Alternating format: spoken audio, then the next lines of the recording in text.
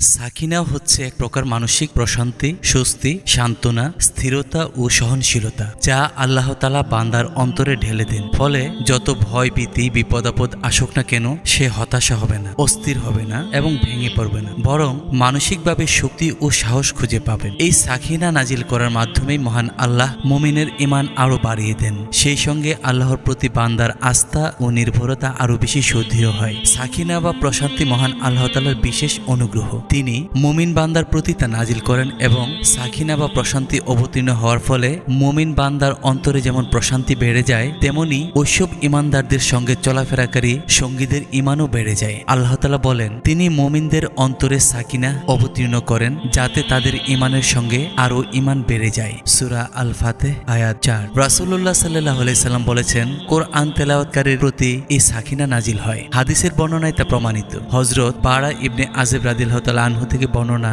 একবার এক ব্যক্তি সূরা কাহফ তেলাওয়াত করছিল। তার পাশেই দুটি রশি দিয়ে একটি ঘোড়া বাঁধা ছিল। ওই সময় এক খণ্ড মেঘ তাকে ঢেকে দিল। মেঘের খণ্ডটি যতই লোকটির কাছাকাছি হতে লাগলো তা দেখে ঘোড়াটি চমকাতে আরম্ভ করলো। অতঃপর যখন সকাল হলো তখন লোকটি রাসূলুল্লাহ সাল্লাল্লাহু আলাইহি সাল্লামের দরবারে উপস্থিত হলেন এবং ঘটনাটি বর্ণনা করলেন। ঘটনাটি শুনে রাসূলুল্লাহ সাল্লাল্লাহু আলাইহি সাল্লাম বললেন, সেটি ছিল সাকিনা বা প্রশান্তি যা তোমার কোরআন তেলাওয়াতের কারণে নাজিল হচ্ছিল। সূত্র সহিহ বুখারী ও মুসলিম। সাকিনা লাভের উপায় ও দোয়া। আল্লাহর রহমত ছাড়া সাকিনা বা প্রশান্তি পাওয়ার কোনো উপায় নেই। সেই কারণে মহান আল্লাহর কাছে প্রার্থনা করা, কোরআন তেলাওয়াত করা কিংবা আল্লাহর বিধানগুলো মেনে চলার কোনো বিকল্প নেই। তাই মুমিন মুসলমানের উচিত বেশি বেশি জিকির ও দোয়া করা। যেমন, হে আল্লাহ, আপনি আমার অন্তরে সাকিনা বা প্রশান্তি দান করুন। কোরআন তেলাওয়াত করা, বেশি বেশি তাওবা ইস্তেগফার করা, নিজের কাজের আত্মসমালোচনা করে সংশোধন হওয়ার চেষ্টা করা, ভালো মন্দের সব বিষয়ে আল্লাহর ফয়সালার উপর বিশ্বাস রাখা, কল্যাণ লাভে আল্লাহর প্রতি সুধারণা পোষণ করা, গুনাহের কাছ থেকে বিরত থাকা,